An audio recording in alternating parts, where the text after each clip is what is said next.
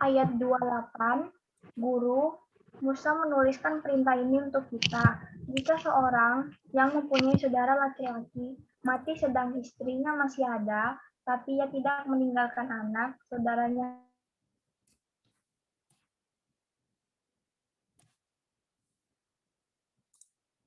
Ayat 29 adalah 7 orang bersaudara. Yang pertama kawin dengan seorang perempuan, lalu mati dengan tidak meninggalkan anak. Ayat 30, lalu perempuan itu dikawini oleh yang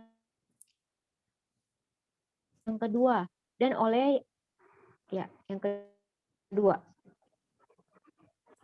31 dan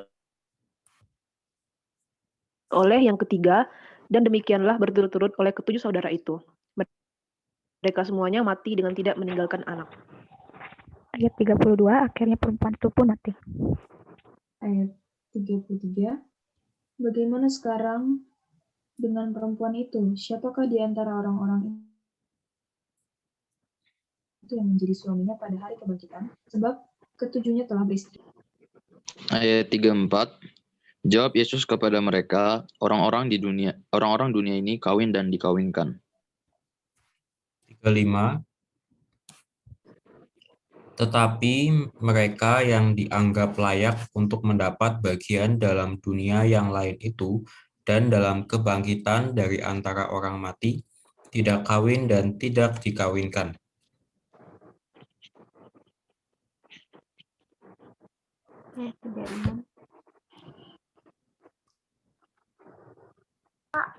ayat 36 kan Kak? Iya. Betul. Sebab mereka tidak dapat mati lagi, mereka sama seperti malaikat-malaikat dan mereka adalah anak-anak Allah, karena mereka telah dibangkitkan. Amin. Ayat 7 tentang bangkitnya orang-orang mati.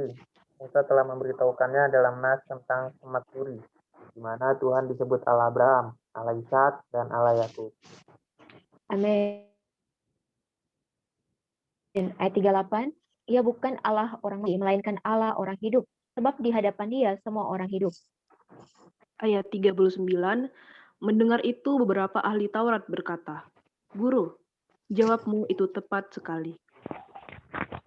Ayat 40, sebab mereka tidak berani lagi menanyakan apa-apa kepada Yesus. Hubungan antara Yesus dan Daud. Ayat 41, tetapi Yesus berkata kepada mereka, bagaimana orang dapat mengatakan bahwa Mesias adalah anak Daud?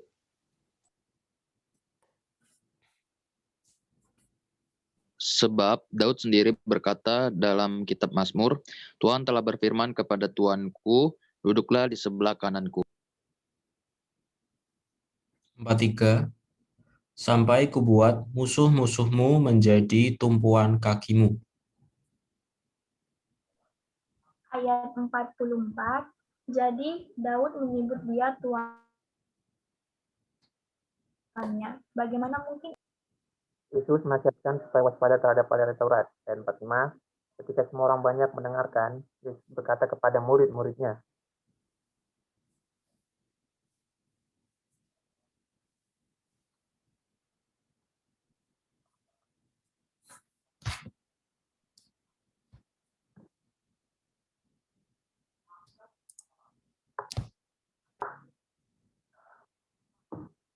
Kak Iva?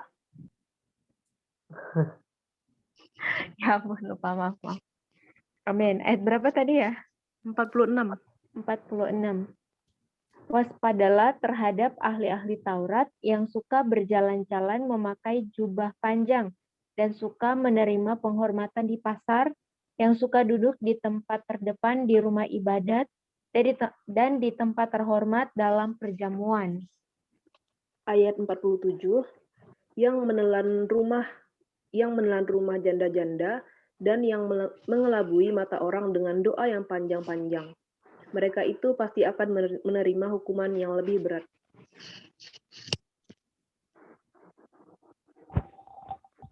Persembahan seorang janda miskin, ayat 1, ketika Yesus mengangkat mukanya, ia melihat orang kaya memasukkan persembahan mereka ke dalam peti persembahan.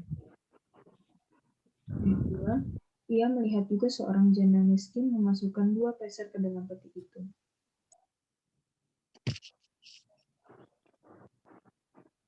Saya ya. Amin. Ayat 4, sebab mereka semua memberi persembahannya dari kalimat. Ya. Masih ayat 3. Oke. Lalu ia berkata kepadamu, sesungguhnya janda miskin ini memberi lebih banyak daripada semua orang itu. Sebab mereka semua memberi persembahannya dari kelimpahannya, tetapi janda ini memberi dari kekurangannya. Bahkan ia memberi seluruh nafkahnya. Amin. Amin. Puji Tuhan, teman-teman. Kita sudah membaca porsi Lukas pasal 20, ayat 20 sampai pasal 21 ayat 4. Kita bisa melihat, Kak Yoel boleh minta tolong share screen di pokok Injil Lukas.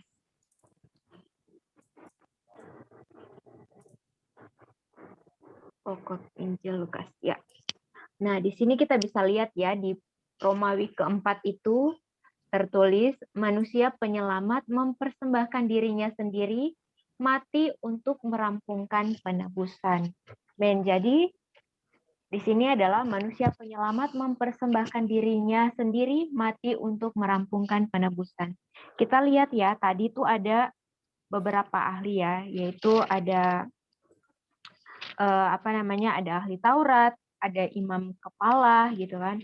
Terus habis itu ada orang-orang Saduki, kemudian ada ahli-ahli Taurat, tapi ahli Taurat di sini Tuhan Yesus lebih berkata kepada murid-murid bahwa hati-hatilah kepada ahli-ahli Taurat gitu. Mengapa demikian?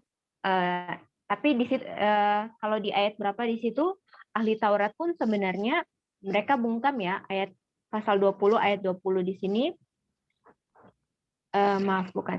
Yang ayat ke berapa ya tadi? Ayat 39. Mendengar itu beberapa ahli Taurat berkata, "Guru, jawabmu itu tepat sekali." Nah, jadi di sini ada beberapa tokoh, yaitu ada ahli Taurat, ada imam kepala, ada orang Saduki. Gitu. Ada tiga tokoh di dalam cerita, bukan cerita tapi kasus yang ada dalam Lukas pasal 20 ayat 20 sampai 21 ayat 4.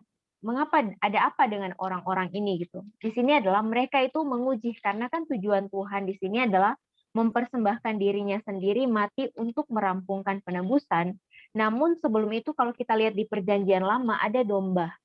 Ada domba, untuk domba ini sebelum dia disembelih untuk sebagai korban bakaran, dia harus diuji dulu. Dia selama 7 hari atau selama berapa itu dia perlu diuji dulu, ini domba ini benar-benar murni, domba ini benar-benar tanpa cacat atau tidak. Demikianlah dengan Tuhan Yesus. Kita lihat di sini itu, kalau yang kemarin ada imam-imam kepala dan ahli Taurat juga tua-tua. Nah, hari ini kita berhadapan Tuhan Yesus diuji oleh orang-orang Farisi, para pendukung Herodes, ada juga orang-orang Saduki. Kemudian apa yang terjadi? Yaitu Tuhan Yesus membungkam mulut mereka. Oke, kita lihat ya bersama-sama di sini. Kita akan membahas apa di dalam porsi ini, yaitu kita membahas bagaimana di sini tuh Tuhan mau menunjukkan gitu, bahwa Dia adalah Allah orang yang hidup, bukan Allah orang yang mati gitu. Oke, kita sama-sama lihat Kak Yoel di porsi hari ini. Namun sebelum Kak Yoel buka, kita boleh sama-sama tebak ya. Ayat kunci hari ini tuh lebih tepatnya ayat berapa? Ayat kunci atau ayat penting? Tadi Kak Eva sudah kasih clue ya. Ayat kunci, ayat penting yang ada di porsi hari ini. Tadi udah kelihatan, Kak. Sudah kelihatan. Oke ya. Karena Ricky udah kelihatan. Kalau yang lain udah dapat. Kalau Ricky katanya udah kelihatan nih ya. Ada yang dapat? Dari clue yang Kak Iva bilang.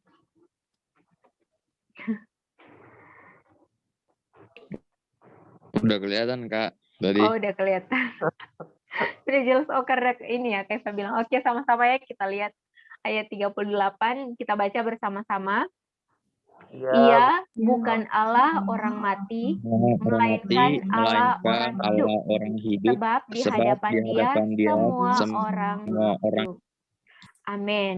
Di sini kenapa Tuhan Yesus berkata bahwa Ia bukan Allah orang mati, melainkan Allah orang hidup. Ada yang tahu kenapa Tuhan Yesus berkata demikian? Background dari Tuhan Yesus berkata ini. Ada apa di kasus ayat-ayat sebelumnya?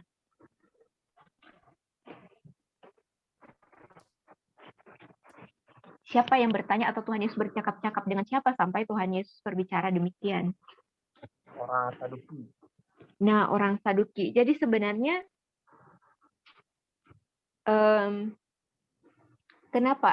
kenapa Tuhan Yesus kenapa Tuhan Yesus berkata demikian kepada orang Saduki? Apakah ada yang tahu? Sebenarnya orang Saduki ini mereka itu mempunyai kepercayaan yang seperti apa? Mereka itu nggak mengakui adanya kebangkitan. Amin, puji Tuhan. Langsung ada situ ya, puji Tuhan. Udah ada jawaban. Benar sekali, Bella, kita terus ingat ya, bahwa orang-orang Saduki ini adalah orang-orang yang tidak percaya kebangkitan. Oke, kemudian kita boleh sama-sama fill in the blank. Jadi untuk kita fill in the blank ini, selanjutnya Kak Yoel minta tolong. Ya, di sini kita akan jawab sesuai dengan ayat 37 sampai 44. Oke, setelah ini Kak Eva akan bertanya ya. Amin. Oke, kita jawab ya. Tentang bangkitnya orang-orang mati, titik-titik, telah memberitahukannya dalam cerita tentang Semak Duri. Itu ada di ayat 37 sampai 4. Musa. Oke, Ricky bilang Musa. Ya, benar. Jadi jawabannya ada di dalam ayat saja ya, jadi kita sama-sama ini. Oke. Di mana ia menyebut Tuhan disebut Allah titik-titik, Allah titik-titik, dan Allah titik-titik. Allah Abraham, Allah Ishak, dan Allah Yakub. Amin. Puji Tuhan. Ia bukan Allah titik-titik, melainkan Allah titik-titik. Ia bukan Allah orang mati, melainkan Allah orang hidup. Amin. Puji Tuhan. Sebab di hadapan Dia semua orang hidup. Mendengar itu beberapa ahli Taurat berkata, "Guru, jawabmu itu tepat sekali." Sebab mereka tidak berani lagi menanyakan apa-apa kepada Yesus. Kemudian Yesus berkata kepada mereka, "Bagaimana orang dapat mengatakan bahwa Mesias adalah anak titik-titik? Daud. Amin. Sebab Daud sendiri berkata dalam kitab Mazmur, Tuhan telah berfirman kepada Tuanku, duduklah di sebelah kananku sampai kubuat titik-titik menjadi tumpuan kakimu. Musuh-musuhmu. Amin. Jadi Daud menyebut dia Tuhan. Bagaimana mungkin ia titik-titiknya pula? Tuannya. Anaknya. Ya salah. Amin, puji Tuhan ya. Jadi cuman kita fill in the blank. Tapi yang poin di sini ya, kita lihat di dalam kasus orang-orang Saduki ini bertanya kepada Tuhan Yesus mengenai sampai Tuhan menjawab. Kayuel boleh minta tolong ayat kunci yang tadi sampai Tuhan menjawab ini. Ia bukan Allah orang mati melainkan Allah orang hidup, sebab di hadapan Dia semua orang hidup. Nah, kaitannya di sini dengan Allah di ayat 37. Tentang bangkitnya orang-orang mati, Musa telah memberitahukannya dalam cerita tentang Semak Duri, di mana ia menyebut Tuhan sebagai Allah Abraham, Allah Ishak, dan Allah Yakub. Jadi kaitan Allah Abraham, Allah Ishak, dan Allah Yakub dengan kebangkitan itu apa? Kaitannya dengan kebangkitan, juga kaitannya dengan orang Saduki yang tidak mempercayai kebangkitan. Ada yang tahu? Mencoba jawab, Kak? Iya, boleh, silakan. Mungkin untuk menunjukkan bahwa ketika seseorang mati dan ia akan bangkit dan ia tuh akan kembali ke sisi Allah, dan karena itu Allah bukanlah Tuhan orang mati tetapi Tuhan dari orang yang hidup. Amin, puji Tuhan. Benar sekali bahwa Allah Abraham, Allah Ishak, dan Yakub. Mengapa Tuhan Yesus menyebut Abraham, nama Abraham, Ishak, dan Yakub di sini menunjukkan bahwa Sebenarnya kan Abraham, Ishak, dan Yakub itu di masa Tuhan Yesus menjawab ini ke orang-orang Yahudi, Abraham, Ishak, dan Yakub itu sudah mati kan. Dan di sini Tuhan Yesus mau menunjukkan kepada mereka bahwa, mau membuktikan kepada mereka bahwa Dia adalah Allah Abraham, Allah Ishak, dan Allah Yakub ini bukan Allah orang mati, melainkan Allah orang hidup. Membuktikan bahwa Abraham, Ishak, dan Yakub ini akan dibangkitkan dari kematian. Jadi inilah yang Tuhan Yesus mau sampaikan kepada orang-orang Saduki yang tidak percaya kebangkitan ini. Bahwa Abraham, Ishak, dan Yakub ini satu saat kelak akan dibangkitkan dari kematian. Dan Dia adalah Allah orang-orang yang hidup, bukan Allah orang yang mati. Mungkin di konsep di situ orang Saduki bahwa Abraham, Ishak, dan Yakub sudah meninggal gitu. Tapi di sini mau membuktikan bahwa ini loh Allah Abraham, Ishak, dan Yakub. Membuktikan bahwa suatu saat nanti Abraham, Ishak, dan Yakub akan dibangkitkan. Sehingga inilah Tuhan kita. Dia adalah Tuhan, Dia adalah Allah orang yang hidup, bukan Allah orang mati. Allah sang kebangkitan. Amin. Puji Tuhan. Ada yang mau sharing atau mau bertanya?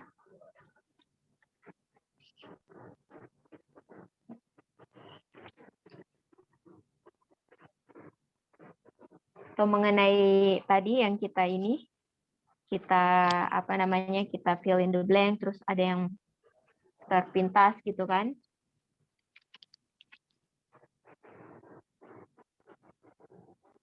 Ada? Atau Kak Eko dan Raul. Ingin bertanya. Ya.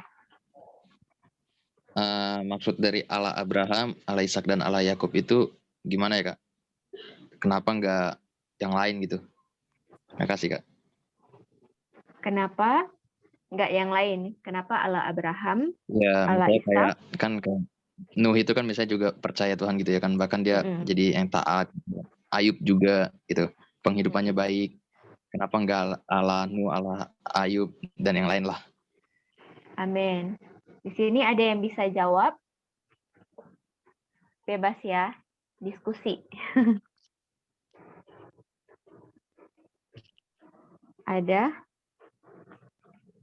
Sebelum kakak-kakak, di sini ada Kak Yoel, ada Kak Eko untuk menjawabnya.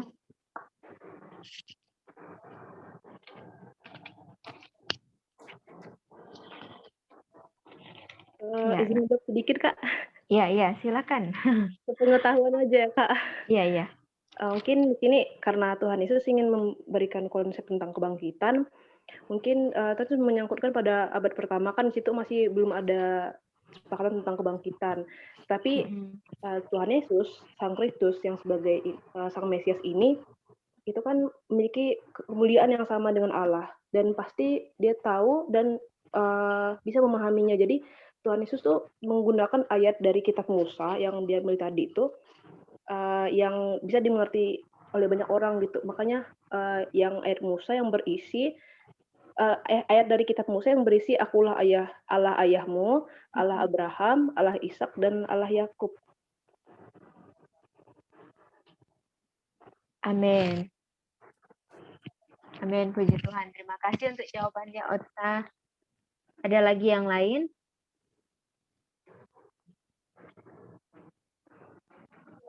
Dari Kak Eko.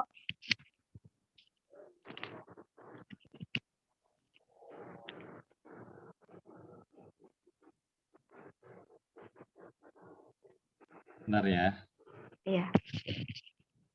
Sebelum Kak Eko menjawabnya lebih lengkap, kita sama-sama buka dulu ayat Alkitabnya ya, teman-teman. Kak Yoel bisa tampilkan ayat Alkitab kah? Di Keluaran pasal 3 ayat 6 dan pasal 15 sampai ayat 15 sampai 16. Kita baca pasal 3 ayat 6, Keluaran pasal 3 ayat 6. Ya. Tuh, kita baca bersama-sama ya. 1, 2, 3. Lagi ia berfirman, akulah Allah ayahmu, Allah Abraham, Allah Ishak, dan Allah Yakub. Lalu Musa menutupi mukanya sebab ia takut memandang Allah. Kita baca ayat 15 sampai 16 lagi. Ya. Selanjutnya berfirmanlah Allah kepada Musa, beginilah kau katakan kepada orang Israel, Tuhan Allah nenek moyangmu, Allah Abraham, Allah Ishak dan Allah Yakub telah mengutus aku kepadamu. Itulah namaku untuk selama-lamanya, dan itulah sebutanku turun-temurun. Pergilah, kumpulkanlah para tua-tua Israel, dan katakanlah kepada mereka, Tuhan Allah nenek moyangmu, Allah Abraham, Ishak dan Yakub telah menampakkan diri kepadaku, serta berfirman, aku sudah mengindahkan kamu, juga apa yang dilakukan kepadamu di Mesir. Amin, puji Tuhan. Jadi kalau kita lihat di sini satu fakta kita ambil, yang pertama, kenapa disebut Allah Abraham, Ishak dan Yakub, yaitu yang pertama di sini Allah sendiri gitu di sini. Itulah namaku untuk selama-lamanya, dan itulah sebutanku turun-temurun. Jadi ini dari pihak Allah, bahwa Allah sendiri yang menetapkan itulah namanya. Kemudian kita bisa lihat lagi, mengapa Allah menyebut namanya Allah Abraham, Allah Ishak dan Allah Yakub. Mengapa tidak menyebut namanya kalau Abraham dengan Nuh, siapa yang lebih dulu? Abraham. Nah, Abraham. Ada yang bilang Abraham, ada yang bilang Nuh. Nah, mana nih? Abraham dengan Nuh siapa yang lebih dulu? Ayo kita buka Alkitab nih sama-sama lagi nih dari pertama. Abraham sama Nuh siapa yang lebih dulu? Abraham kan?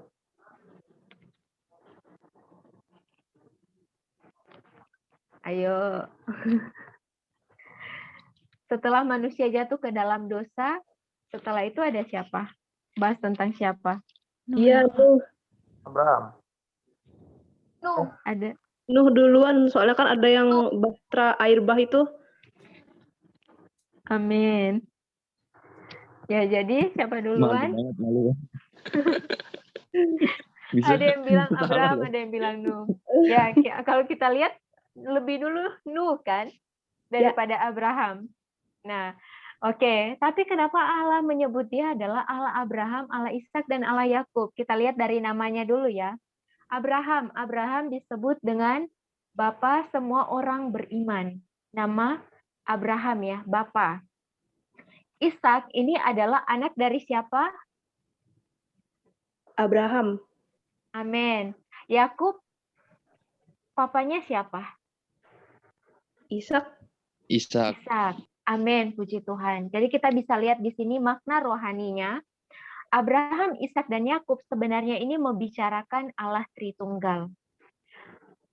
Bapa itu Abraham, di sini Ishak putra, kemudian Yakub ini adalah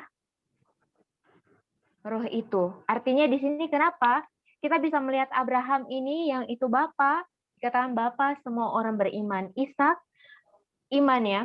Kemudian masuk ke zaman Ishak ini, zaman dikatakan zaman anugerah. Ishak tidak melakukan apa-apa, bukan zaman yang ini ya, zaman yang bulat-bulat itu, di mana Ishak ini menikmati anugerah gitu, bukan zaman anugerah, tapi Ishak ini menikmati anugerah. Ishak tidak perlu melakukan apa-apa, Ishak tidak perlu berjerih lelah seperti Abraham awalnya.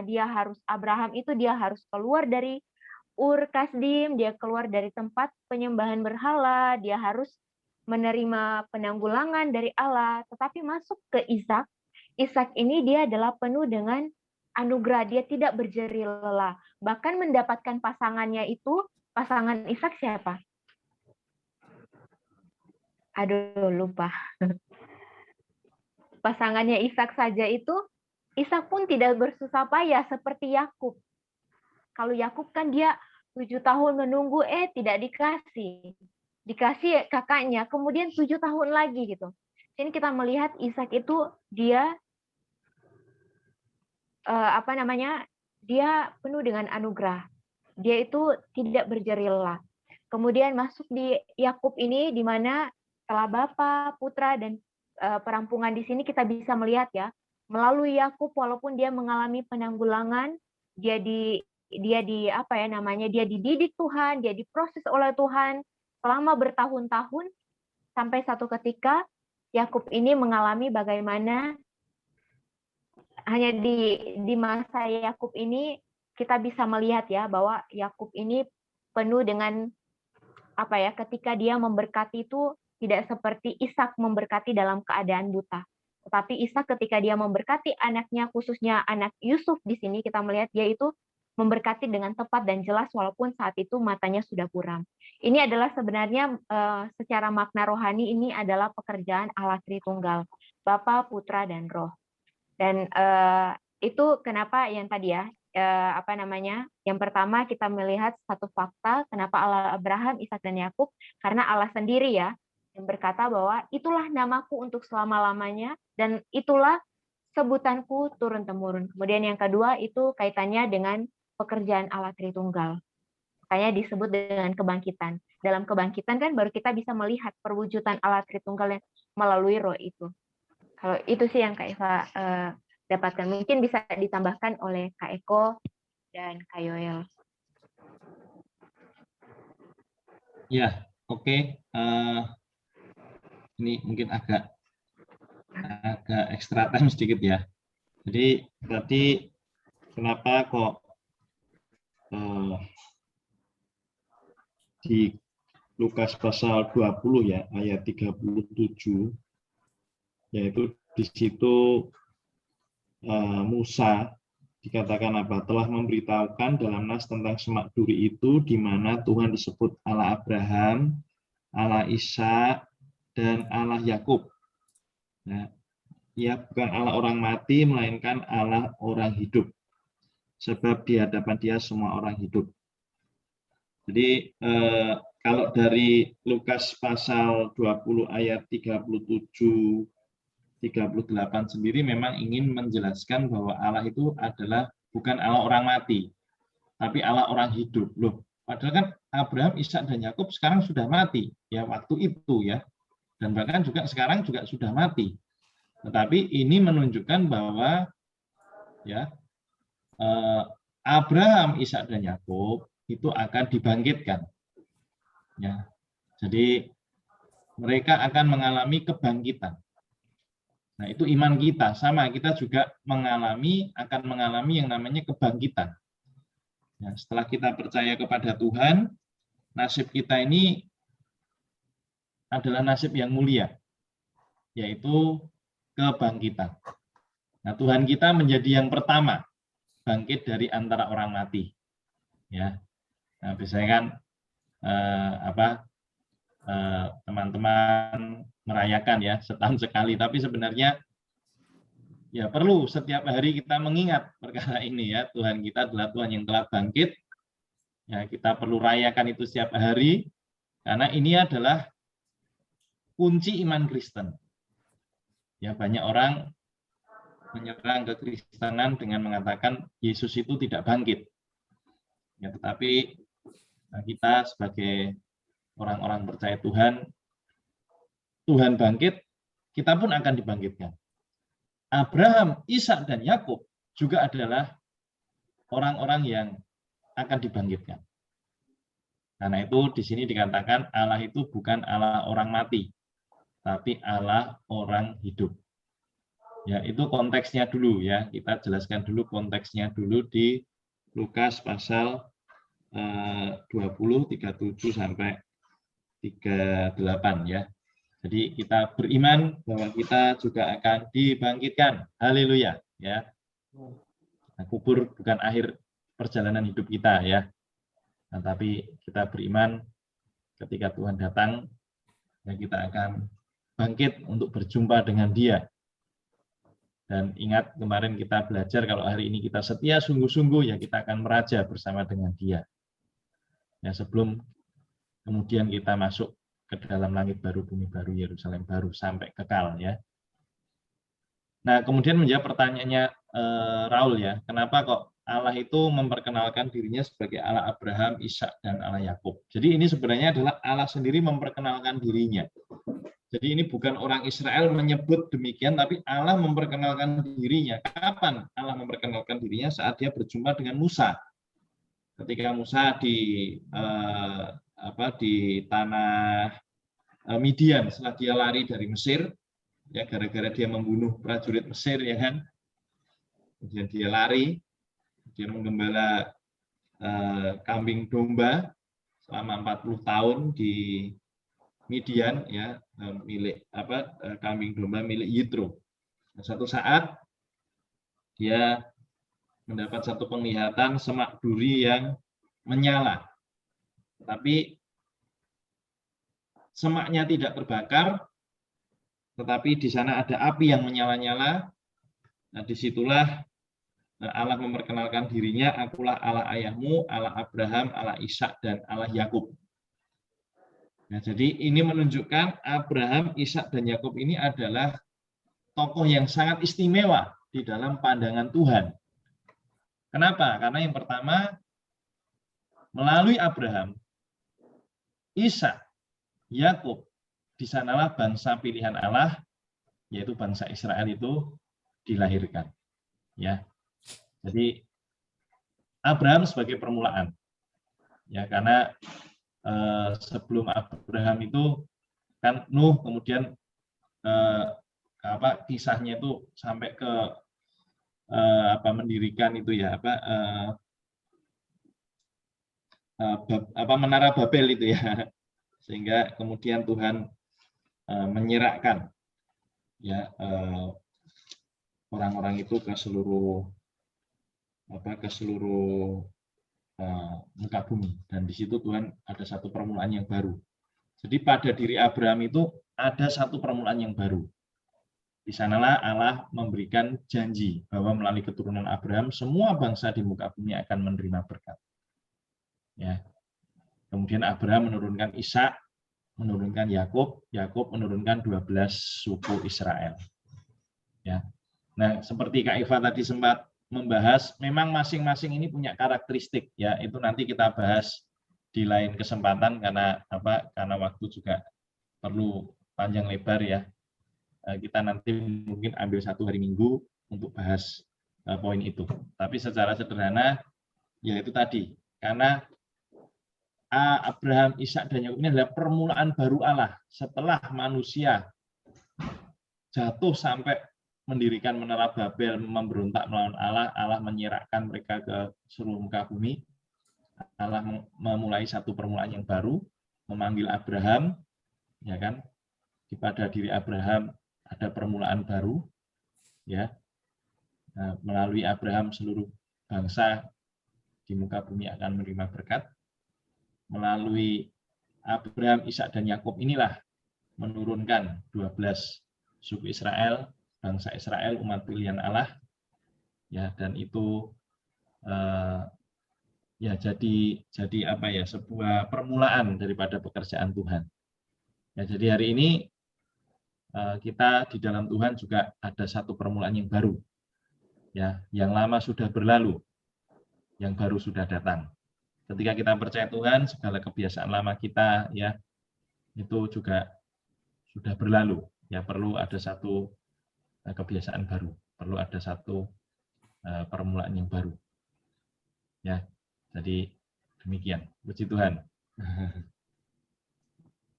Nanti bahas lebih dalam lagi ini di lain kesempatan. Karena ini sudah jam 9.36 ya.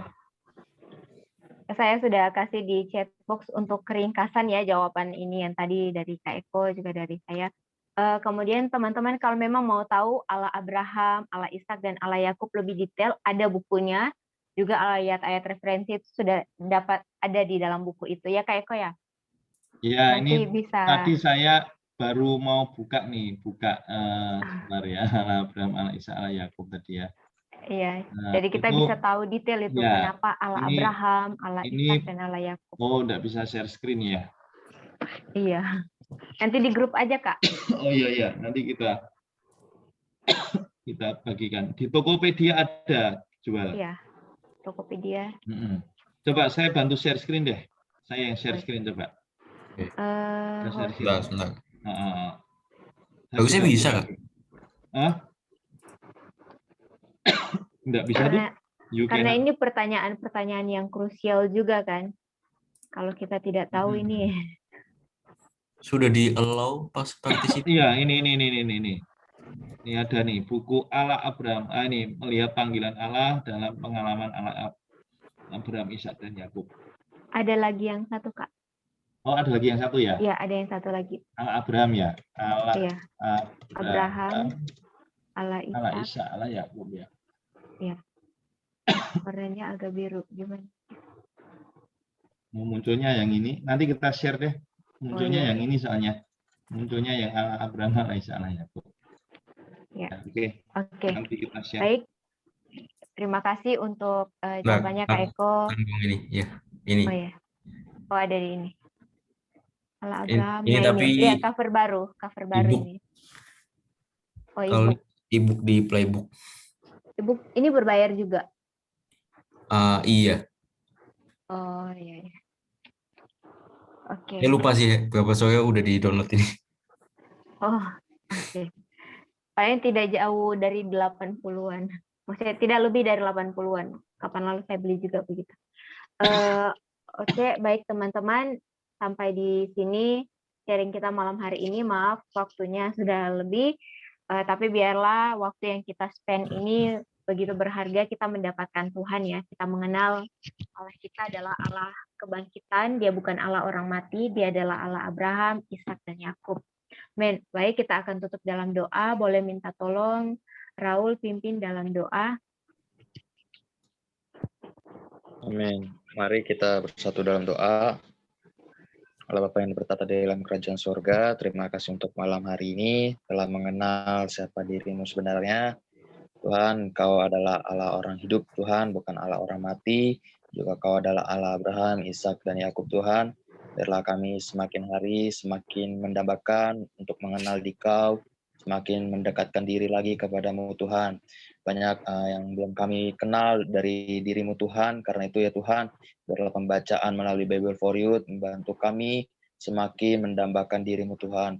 Tuhan, terima kasih Tuhan untuk pembacaan hari ini. Dalam pembacaan hari ini Tuhan menjadi realitas juga di dalam kehidupan kami.